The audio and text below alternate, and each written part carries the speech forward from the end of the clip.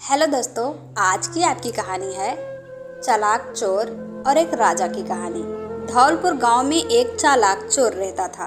वो इतनी सफाई से चोरी करता था कि किसी के भी पकड़ में नहीं आता था।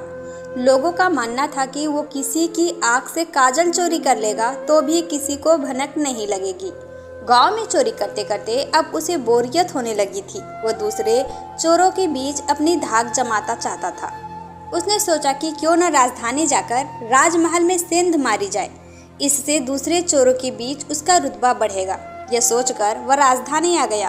अब समस्या यह थी कि राजमहल में चोरी कैसे की जाए। वहां सुरक्षा में पहरेदार 24 घंटे तैनात रहते हैं।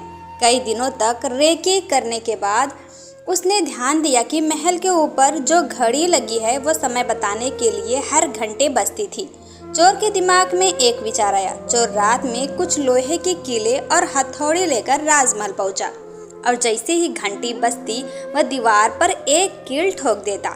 इससे घंटी की आवाज में हथौड़ी की आवाज दब जाती थी और किसी को पता भी नहीं चलता था। इस तरह उसने 12 कीले ठोक दी। उन कीलों के सहारे वह महल में दाखिल हो गया और हीरे जवाहरात चोरी करके रफू चक्कर हो गया। अगले दिन जब राजा को चोरी का पता चला तो उसे यह जानकर बड़ी हैरानी हुई कि इतनी सुरक्षा के बावजूद भी कैसे कोई राजमहल से चोरी करने में कामयाब हो सकता है। राजा ने नगर में सिपाहियों की संख्या बढ़ाने का आदेश दिया और कहा कि कोई भी व्यक्ति रात में घूमता नजर आए तो चोर समझकर गिरफ्तार कर लिया जाए। दरबार में ऐलान के वक्त चोर भी भेष बदल कर मौजूद था। उसने चालाकी से पता लगा लिया कि कौन कौन से सिपाही इस काम के लिए चुने गए हैं। उसने उन सिपाहियों के घर का पता लगाया और साधु का भेष धारण करके उनके घर पहुंच गया। वहां उसने पाया कि सभी सिपाहियों की पत्नियां चाहती थी कि उनका ही पति चोर को पकड़े। इस बात का फायदा उठाते हुए उसने सभी की पत्नियों को कहा कि पूरी रात तुम्हारे पति चोर की तलाश में बाहर रहेंगे। इस बीच चोर तुम्हारे पति का वेश धारण कर घर में घुसने की कोशिश करेगा। भले ही वह तुम्हारे पति की आवाज़ निकाले, लेकिन तुम उसे अंदर मत आने देना और गर्म कोयला फेंकना। इससे चोर घायल हो जाएगा और पकड़ा जाएगा। पत्नियों ने हामी भर दी। वही सिपाही पूरी रात गश्त करते रहे और चोर की तलाश करते रहे। सुबह के 4 बज गए थे। सभी सिपाही चोर को ढूंढते ढूंढते थक गए। तभी सारे सिपाहियों ने सोचा कि अब घर जाकर थोड़ा आराम कर लेते हैं। जब वे घर पहुंचे और दरवाज़ा खटखटाया तो पत्नियों को शक हुआ। उन्होंने सोचा कि साधु की बात सच हो गई। जरूर ये चोर है जो भेष बदलकर आया है। वे जलता हुआ कोयला अपने पतियों पर फेंकने लगी। इससे सारे सिपाही घायल हो गए। उन्हें अस्पताल में भर्ती कराना पड़ा। दूसरे दिन राजा को जब सारी बात पता चली तो वह चिंतित हो गया। उसने फौरन कोतवाल को आदेश दिया कि जितनी जल्दी हो सके उस चोर को पकड़कर हाजिर किया जाए। कोतवाल ने शहर में पहरा देना शुरू कर दिया। इस दौरान कोतवाल को एक युवक आता दिखा। कोतवाल ने उस लड़के से पूछा, कौन हो तुम? युवक ने कहा, मैं चोर हूँ। कोतवाल को यकीन नहीं हुआ। भला इस तरह कोई खुद को चोर कैसे बता सकता है? उसे लगा युवक मजाक कर रहा है। कोतवाल ने आगे कहा, अगर तुम चोर हो तो चलो, तुम्हें जेल में बंद करने का आदेश मिला है।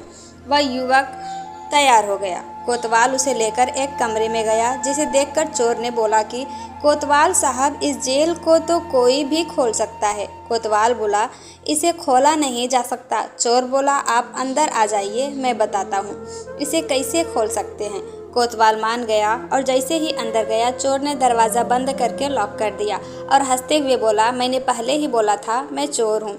आप माने नहीं।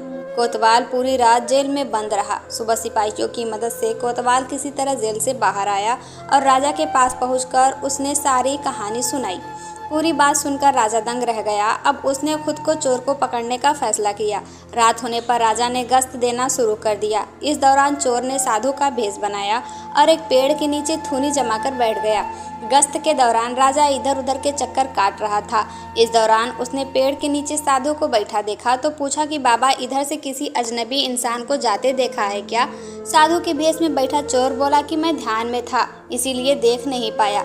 इस दौरान राजा को एक विचार आया। उसने तय किया कि वह साधु की पोशाक पहनकर पेड़ के नीचे बैठकर नजर रखेगा। और साधु यानी कि चोर को अपने कपड़े पहना देगा ताकि वह नगर के चक्कर लगा सके।